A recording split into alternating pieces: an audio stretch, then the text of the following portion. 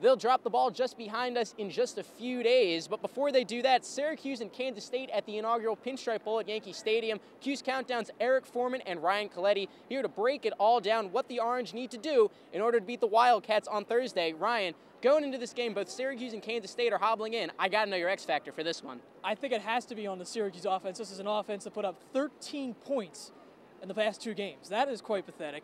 They need to get something going, and I think it's going to be DeLon Carter that's finally going to get the Orange start to go.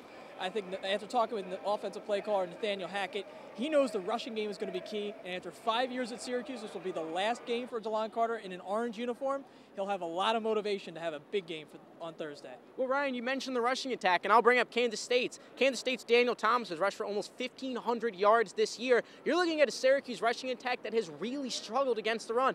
In those last 4 games down the stretch, the Orange went 1-3. They couldn't handle the rush against any team, even against Rutgers in the game they won to become bowl eligible. Jeremy Deering ran all over them. So I got to go with SU's front 4, not the linebackers, the front 4.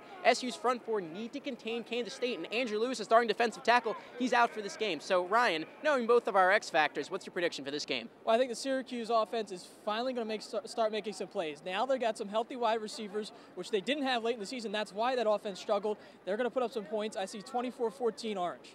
Well, Ryan, I don't want to ruin your day, but I really got to go with Kansas State in this one. I know. I got to go with Kansas State in this one. Their rushing attack is too strong. I think Daniel Thomas is one of the better backs that SU has faced this year. When they're successful with the run, they win games. I'm willing to bet DeLon Carter will have more rushing yards than Daniel Thomas right Okay, now. well, let's make that bet off camera. I'm going to take Kansas State 21-17. Eric Forman and Ryan Koletty for Cuse Countdown. We're in Times Square.